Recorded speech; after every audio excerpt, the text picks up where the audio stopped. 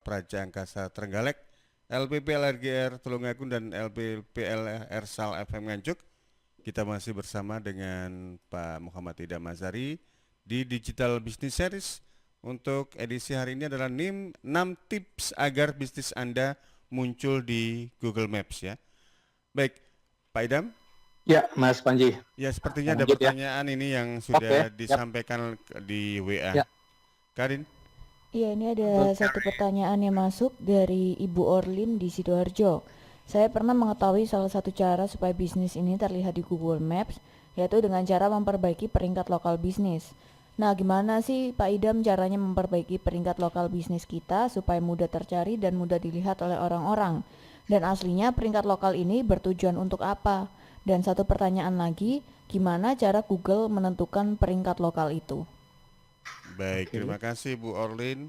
Luar biasa, ini sudah mulai trial untuk Mulai keren-keren nih. betul. Dari pertanyaannya udah nyoba banget ini. Langsung teknis begitu ya. Iya, langsung teknis banget nih. Bahkan tadi ya, sahabat. Jadi ada 2 pertanyaan dari tadi Ibu siapa ya? Mohon maaf, Ibu Orlin. Ibu Orlin ya.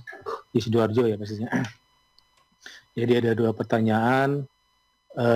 Cara memperbaiki peringkat lokal bisnis yang kita bahas pagi ini, bahkan sudah kita bahas beberapa waktu lalu dengan WordPress pastinya. Kalau sekarang kan dengan Google My Business yang gratis. Dan kedua, bagaimana Google memanage mungkin ya lokal bisnis tadi ya. Ini berhubungan pastinya. Nah, cara perbaiki pastinya ikuti terus Bu Orlin sampai selesai ya, karena ada 6 tips. Tadi ya pastinya setting dulu, peringkat itu pastinya tergantung dari pastinya setting dulu dong, setting secara lengkap, dan nantinya kita harus yang penting kalau masalah perbaikan itu masalah konsistensi sahabat. Konsistensi kita posting gitu ya, posting upload. Saya sering banget bicara, terus sebisa mungkin setiap hari 1 gitu ya, minimal 1 minggu sekali. Nah itu perbaikannya itu aja sih. Posting konsisten.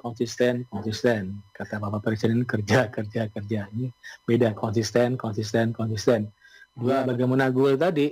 Ya Google sekarang menyasar ya, apalagi pada saat COVID-19 pandemik ini, bisnis lokal tuh menjamur ya, Mas Panji ya. Makanya karena banyak pastinya ini tergantung customer juga, user experience. Orang lebih nyaman tadi ya, Mas Panji sebetulnya tadi terdekat gitu ya, near me. Artinya apa? Banyak orang mencari dengan kata kunci terdekat, bisnis terdekat, jasa terdekat. Kalau di luar negeri sana, near me. Istilah near me, ketika aja near me pasti banyak ya. Near me itu banyak yang kata-kata orang yang mengetik gitu ya. Karena orang males misalnya di kecamatan Waru, kan terlalu panjang, yang penting terdekat ya. Biar Google nanti mencari ya, kira-kira yang terdekat yang mana gitu ya. Ketika sahabat ada di Sidoarjo, pastinya di sekitar sana dong, kelurahan sana, kecamatan sana, bahkan dalam satu kota.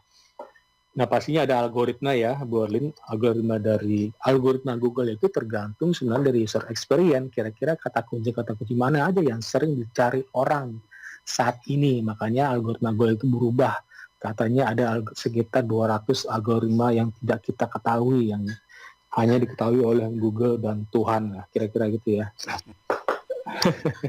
Artinya apa? Artinya sulit, Mas Panji. Nah ya biar nggak bisa diakali begitu ya, karena mungkin ada sebagian orang yang supaya bisnisnya terlihat masuk di apa itu algoritmanya ranking 1, tapi Google merahasiakan. Ya, ini perihal akal-akalan ya. Dulu akal-akalan tuh banyak ya, istilah spamming gitu ya. Spamming dengan menyebar kata kunci yang sama semua misalnya. Misalnya Mas Panji punya restoran restoran apa di sana, makanan apa yang enak Mas Panji di Sidoarjo? Yang soto apa itu? Yang mana? Soto di Sidoarjo ada soto apa yang terkenal? Kalau soto banyak sih di sini. Mungkin makanan kayak yang ya khas ada nggak? Ada soto Tangka, terus ada soto Padang, ada soto Betawi. Di Sidoarjo ada yang spesifik gitu? Ada. Jadi semacam kayak soto ayam juga. Kemudian kalau misalnya untuk kuliner atau makanan-makanan lain itu juga ada beberapa yang kayak ciri khas Sidoarjo kayak Bandeng Presto. Oke, Bandeng Presto misalnya Mas Pandi jual Bandeng Presto misalnya, Bandeng Presto. Terus Mas Panji ketik Bandeng Presto banyak, satu baris Bandeng Presto Sidoarjo, Bandeng Presto. Itu kan spamming kan. Akhirnya mah karena sekarang Google jadi berhubungan dengan pertanyaan kedua tadi dari Bu Orlin, karena spamming terlalu banyak gitu ya, orang sering spamming. Dulu saya pernah spamming juga sih 5 tahun lalu menggunakan tool gitu ya. Dulu spamming berhasil, sekarang enggak. Sekarang user experience. Jadi dua komponen dulu komponennya hanya bot robot ya. Yang penting kan bot nggak ngerti kan, bot itu dalam tanda kutip bodoh gitu kan ya. Dia ngerti kalau ada instruksi dari yang programming. Jadi ada istilah GIGO di IT ya. GI itu garbage in, garbage out. Artinya kita masukin sampah, keluar sampah. Robot itu juga masukin programnya salah, keluar program salah gitu kan. Jadi kita bisa akalin kan robot kan. Kita robot misalnya nyuruh ke sana, kita kasih batu biar kesandung gitu kan. Kira-kira gitu ya. Gampang. Kalau manusia nggak bisa kan. Kalau ada batu pasti mengelak gitu ya. Makanya ada komponen namanya user experience. Tadi berhubungan dengan pertanyaan nomor 2 tadi. Oke.